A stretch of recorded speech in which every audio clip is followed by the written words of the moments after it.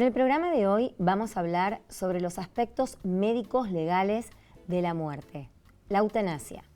Para ello nos acompaña Pascual Pimpinela.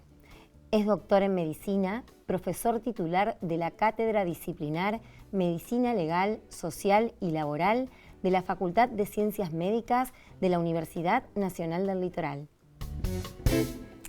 Pascual, bienvenido al programa. Bueno, muchísimas gracias por la invitación. Bueno, vamos a hablar de eutanasia, pero ante todo tenemos que dejar en claro qué implica este concepto y qué lo diferencia, por ejemplo, de la muerte digna. Bien, eutanasia, en cuanto a la etimología de la palabra, significa buena muerte. Por eso el proyecto que tiene media sanción de ley en la República Argentina se lo llama de buena muerte en virtud de la etimología de la palabra. En cambio, lo que tenemos en la ley de derecho del paciente, que ahí es la muerte digna, eso científicamente se llama ortotanaxia. Es decir, por eso la terminología tánato es muerte. Y la ortotanasia es ya la voluntad anticipada que tiene una persona, que la puede dar testimonio de esa voluntad anticipada a través de la ley de derecho del paciente y que según determinadas circunstancias, ¿no es cierto?, esa persona puede tener una asistencia vital. ¿Qué significa una asistencia vital? Que todo lo que es el tratamiento se deja de realizar y la asistencia vital, que se llama soporte vital, eso está todo escrito en la ley de derecho del paciente, es para calmar el dolor. Por eso es para que la persona, digamos, tenga una buena muerte, pero natural.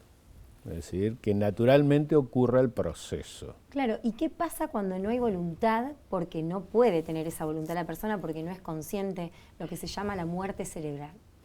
Bueno, ahí aparece, ¿no es cierto? No, muerte cerebral no es eso. Ajá. Muerte cerebral es un diagnóstico de otra ley, que es la ley de donación de órganos, por la cual se hace un diagnóstico de muerte cerebral y de esa manera técnicamente se puede ablacionar una persona y de esa manera se puede hacer trasplante. Esa es la terminología de muerte cerebral.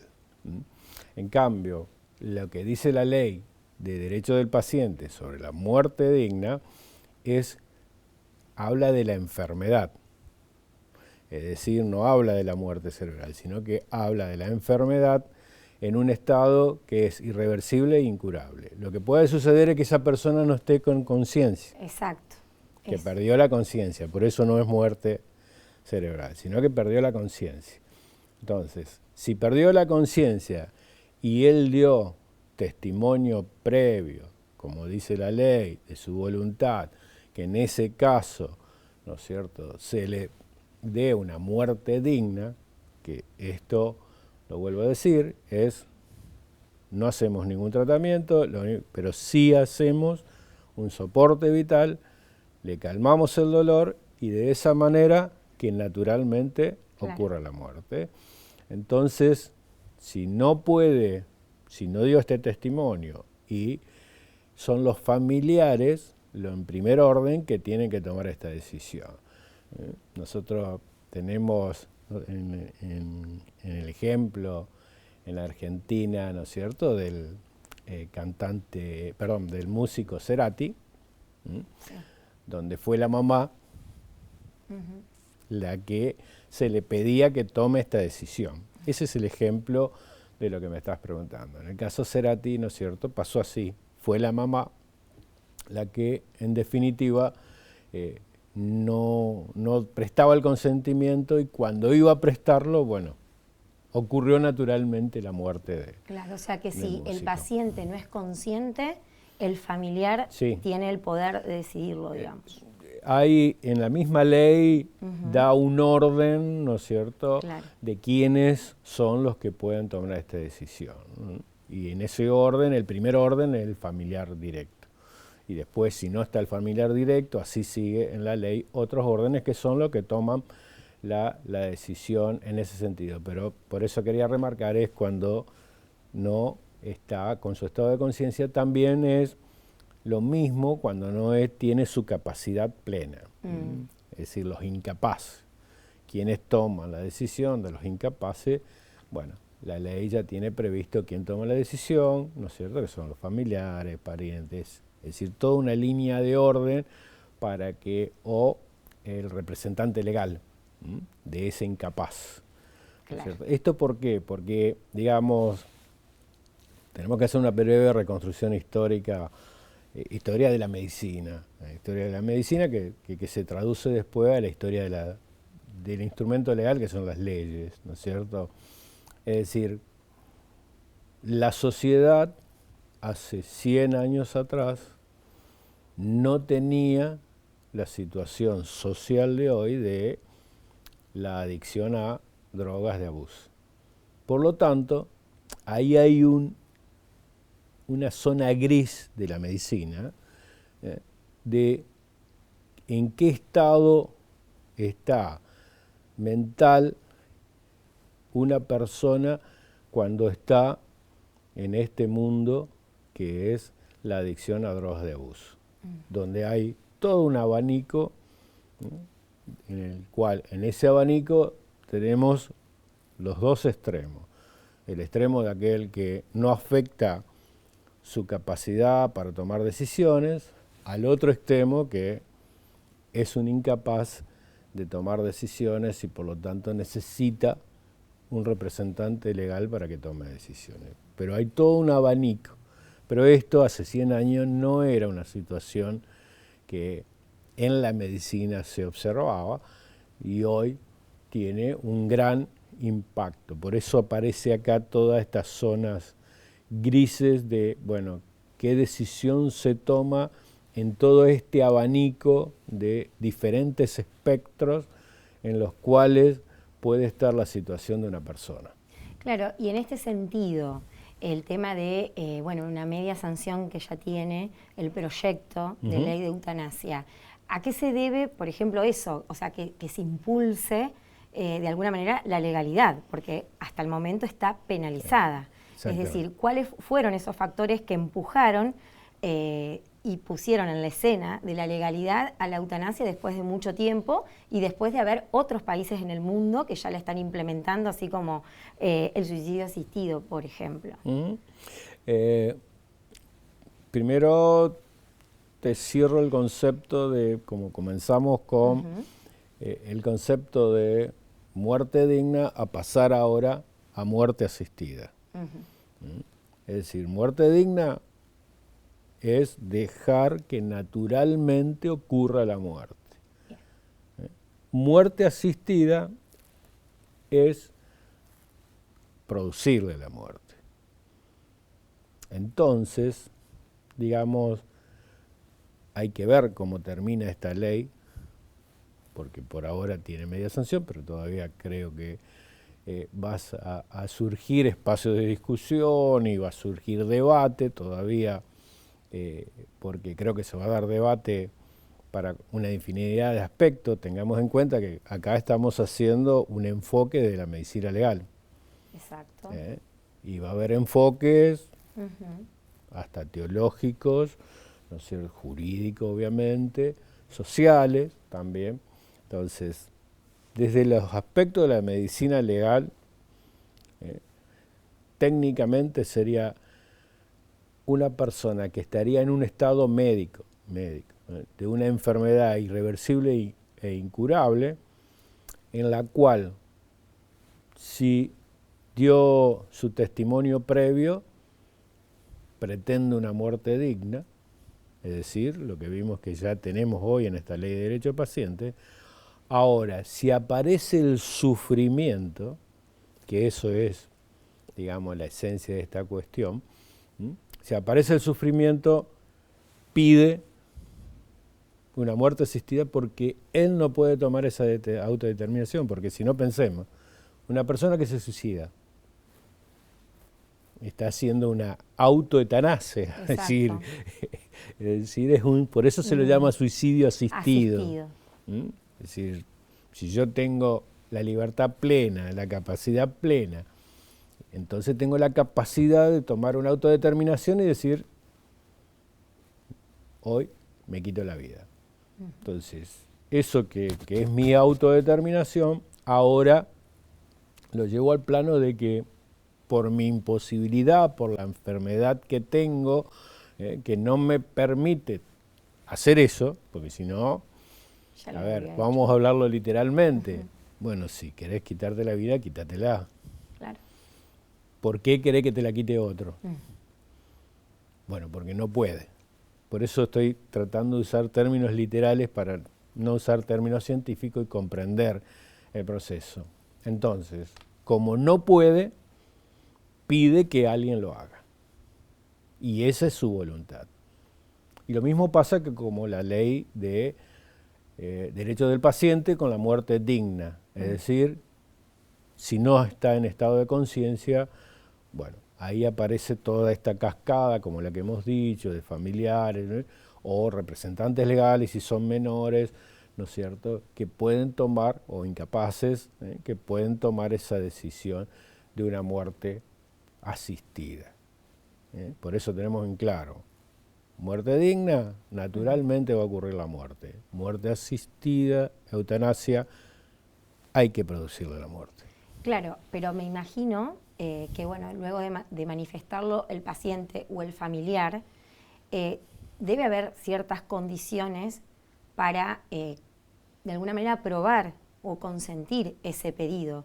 Y ahí es el rol del médico, me imagino. Obvio, ¿no? obvio. ¿Esas condiciones están definidas? ¿Es lo que se va a definir, por ejemplo, en la ley? No, ya están definidas. Pueden ser discutidas, pero Bien. ya están definidas. ¿No es cierto? ¿Cómo es el sistema? El médico tratante, es decir, el que está, digamos, como responsable del paciente, es el que tiene que tener el consentimiento, lo que se llama consentimiento informado del paciente. Tomemos el caso de que el paciente pueda tomar la decisión. Después las variantes son cuando no lo puede, etcétera, etcétera. Tomemos el paciente. Entonces el paciente toma esa decisión, tiene que pasar un periodo de 15 días y volver el médico a que le ratifique el paciente que ha tomado esa decisión, y una vez que tiene dos consentimiento informado que ha tomado esa decisión, pasa a una comisión que la ley prevé que tiene que estar formada en el Ministerio de Salud. En los ministerios de salud de cada provincia tienen que formar esta comisión. Esa comisión está integrada como mínimo por 7 personas. De esas 7 personas tienen que ser médicos y juristas. Y esas 7 personas reciben esa solicitud, ¿no es cierto?, de practicar esta decisión que ha tomado el paciente, evalúan esa solicitud, la aceptan o la rechazan. Si la aceptan, le indican al médico de que está aceptado. Si está aceptado, el paciente tiene que ir a un servicio que sea el que está habilitado a hacer eutanasia. Ajá. Esto es muy parecido a la ley de interrupción voluntaria del embarazo. Claro. ¿Sí? Es decir, no es que cualquier médico anda por ahí y puede hacer, no. El Estado tiene que proveer no solamente esta comisión, tiene que formar esta comisión, sino que proveer que tenga un servicio de muerte, de buena muerte o eutanasia. Claro, o sea, es bajo supervisión del Estado. Todo. Exactamente, y con personal del Estado. Y con personal del Estado, que es el que va a ejecutar, que está preparado para esa decisión que tomó el paciente, hacer lo propio. Tanto es así que tiene la misma obligación el Estado, ¿no es cierto?, porque dentro de la ley aparece un mismo instrumento para la medicina, mismo instrumento legal, que es lo que se llama objeción de conciencia. Es decir... Puede negarse el médico. No, pero ahí también quiero hacer una aclaratoria para la otra ley, que es un tema que muchas veces se tiene confusión. El médico no se puede negar al momento en que ocurre el hecho. Es decir, yo, para no hacer una interrupción voluntaria del embarazo, vamos a tomar como una ley que hoy está en vigencia, para ser objetor de conciencia tengo que, antes que vea ningún paciente, inscribirme como objetor de conciencia. No es que cuando viene la paciente y me dice, doctor, quiero que usted me interrumpa mi embarazo, y ahí decir, no, yo soy objetor de conciencia, sino que tiene que previamente el médico anotarse que él es objetor de conciencia para realizar esa interrupción voluntaria del embarazo. Tanto es así la ley de que es lo que también tiene como obligación ese médico que es objetor de conciencia, asesorarla a la paciente dónde tiene que ir para que se pueda realizar lo que ella ha tomado como decisión. Bueno, en la eutanasia va a ser igual. Claro. Por eso lo di el ejemplo en la ley de interrupción voluntaria va a ser igual.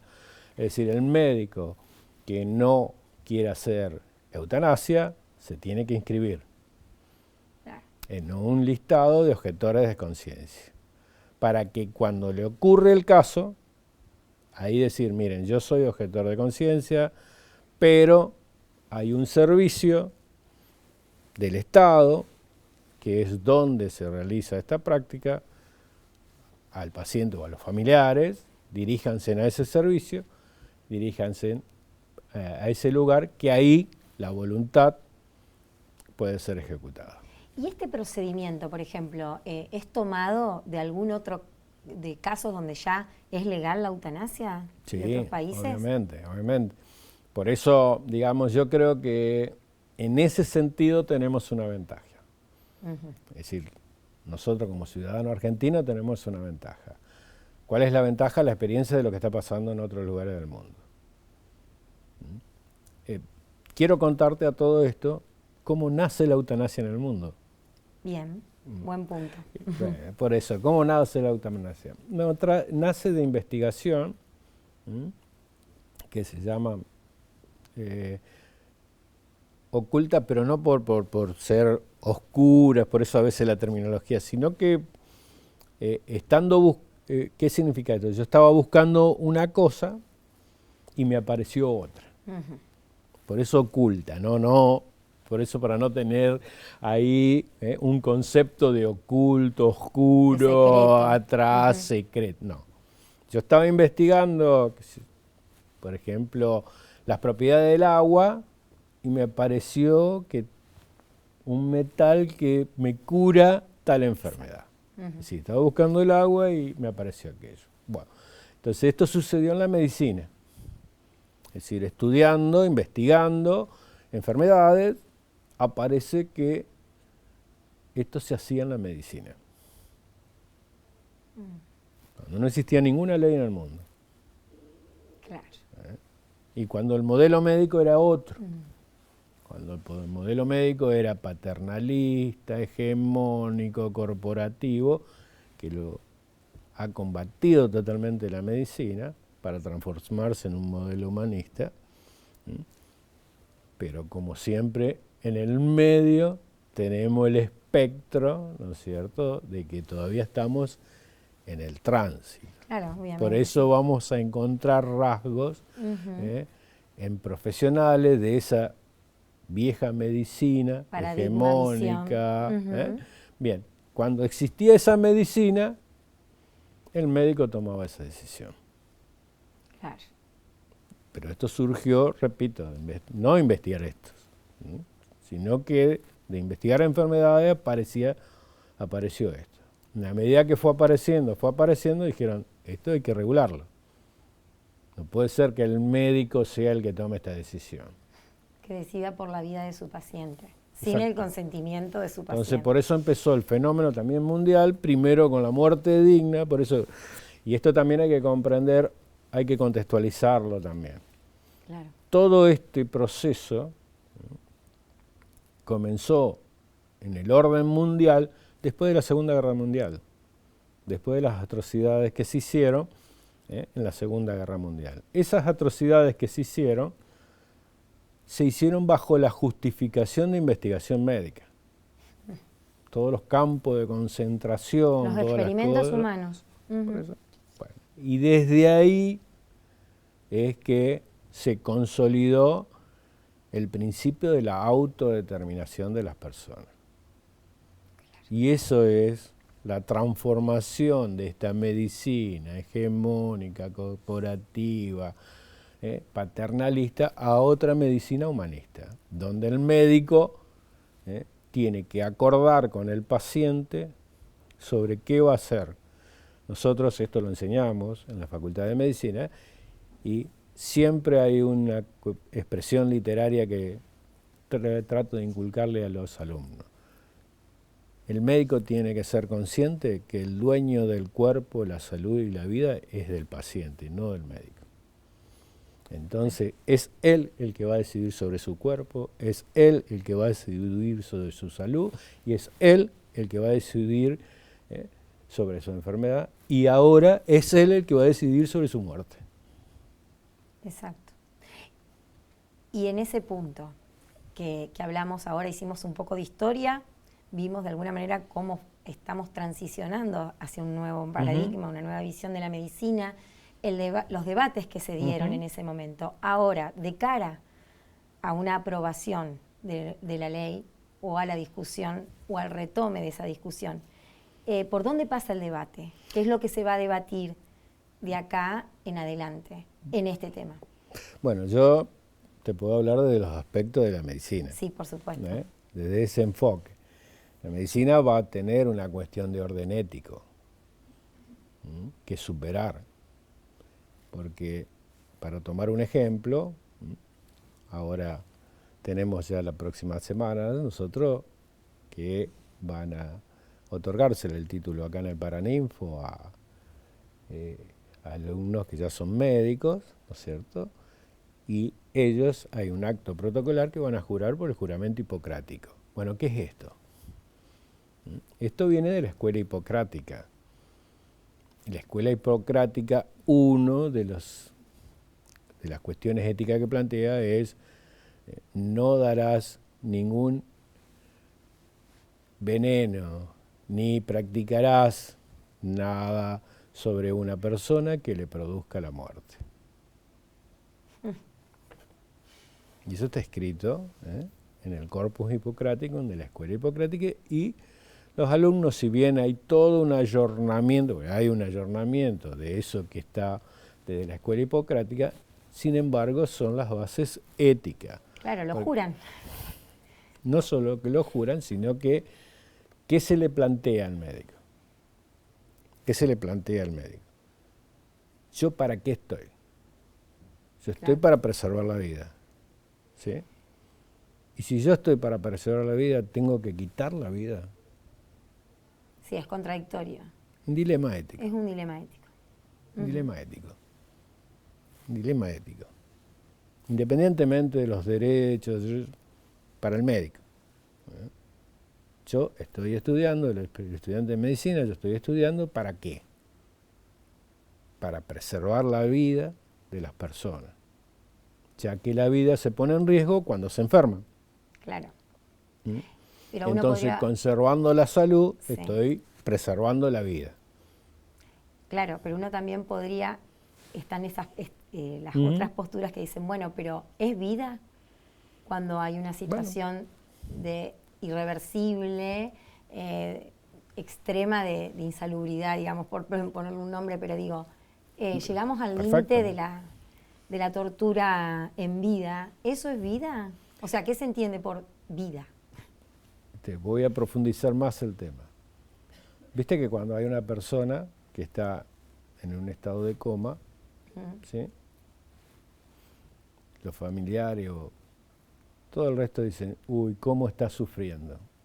Te pregunto, ¿cómo sabe que sufre? Dilema. Dilema. ¿Cómo sabes que sufre? ¿Hay algún testimonio que alguien que salió de ese estado dijo, yo sufrí cualquier cantidad, no quiero volver a pasar por esto? No hay ningún testimonio. Sin embargo, el que lo mira de afuera dice, mirá cómo está sufriendo. Hay que tener mucho cuidado con el sufrimiento, cuando lo evalúa otro, porque estos son los conflictos que hay a nivel mundial con esta ley. Se interpretó que sufría eso que no es vida, y se le produjo la muerte en virtud de tener un marco legal, obviamente. Estamos hablando en lugares donde está aprobada esta ley, y no hubo una determinación fehaciente que realmente estaba sufriendo. Claro, pero ¿y en el caso de que la haya? O Y sea, pero, de que suplique el paciente bueno, que por está eso muy mal digo, y que... por eso digo, después va a haber en este espectro que analizar caso a caso. Caso a caso.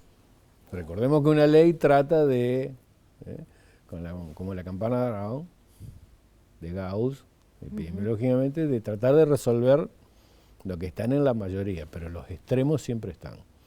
Y bueno, esto, nosotros en medicina tenemos un axioma que viene desde la historia de la medicina.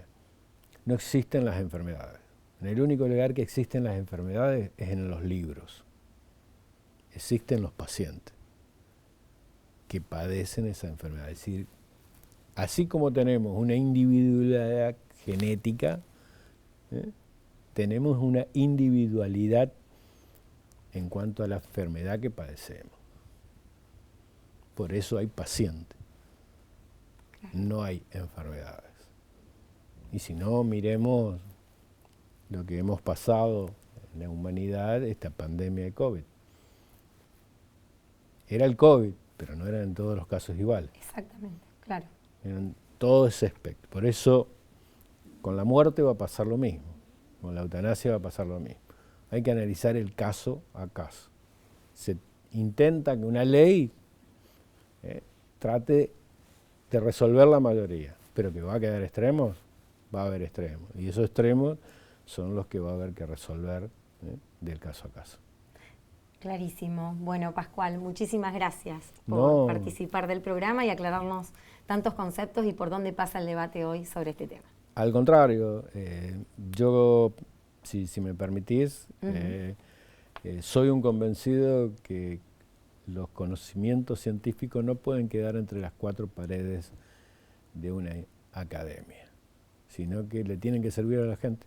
Si no le sirve a la gente, no sirve el conocimiento científico. Y para que le sirva a la gente hay que difundirlo. No hay otro instrumento. Divulgarlo. Bueno, muchísimas gracias, Pascual. No, gracias a ustedes.